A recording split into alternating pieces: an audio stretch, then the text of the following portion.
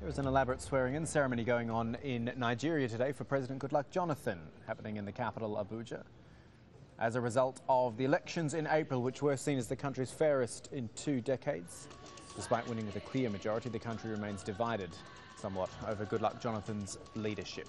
Let's go live to Abuja. Yvonne Ndege is there for us reporting. Quite a big event going on. I mean, it's merely rubber stamping of the election itself, but a big ceremony today. Well, that's right, Kamal. Today really is the icing on the cake of those successful elections that took place around a month ago in April. Bear in mind that in the last 12 years of democracy, Nigeria has had 2 elections that have been heavily criticized, but last month's elections were deemed to be the freest and fairest. In the stadium behind me, Eagle Square here in the capital, Abuja, the incumbent president, Goodluck Jonathan, who's being inaugurated, is here along with the vice president.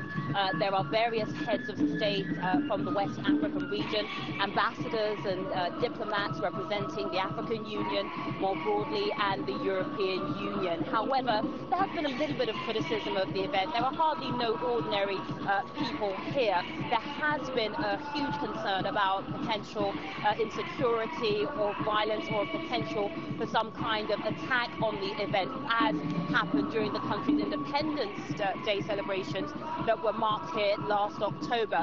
And as a result, there's been a huge clampdown on the ability of ordinary people to take part. But nonetheless, it's an interesting event. It's happy. There are lots of ordinary people who are trying to access the perimeter of the area to see what's going on. A carnival-like atmosphere in some respects. Yvonne, yeah, we're just looking at some live pictures as well on the screen next to you. I might just get you to speak up a little bit if you can, because it is a little difficult to hear you over the noise.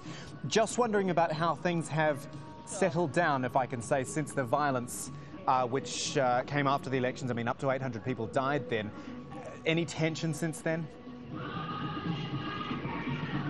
Well, that's a really interesting point, Kamal. Yes, 800 people were killed in post-election violence. Things have obviously calmed. The violence has ended, and Goodluck Jonathan has promised a judicial inquiry into what happened, what caused the incidences of violence. Now, the opposition, who basically are saying that Goodluck Jonathan and his ruling party, the People's Democratic Party, rigged the election, are not really taking part in today's event. They are pursuing legal courses of action to try and get the whole election reviewed. They're asking for all the ballot papers that were counted that put Goodluck Jonathan in power to be recounted. Now, what Nigerians are simply waiting to see is, after the pomp and ceremony is over, what Goodluck Jonathan can actually do to unite what is sometimes perceived to be a deeply divided country. You might recall that many in the north voted for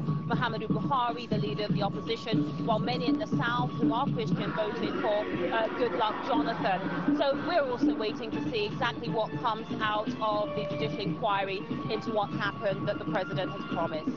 Yvonne, thank you for that. Yvonne Ndege live in Abuja, where we are seeing these live pictures from the swearing-in ceremony for President Goodluck Jonathan after the elections back in April.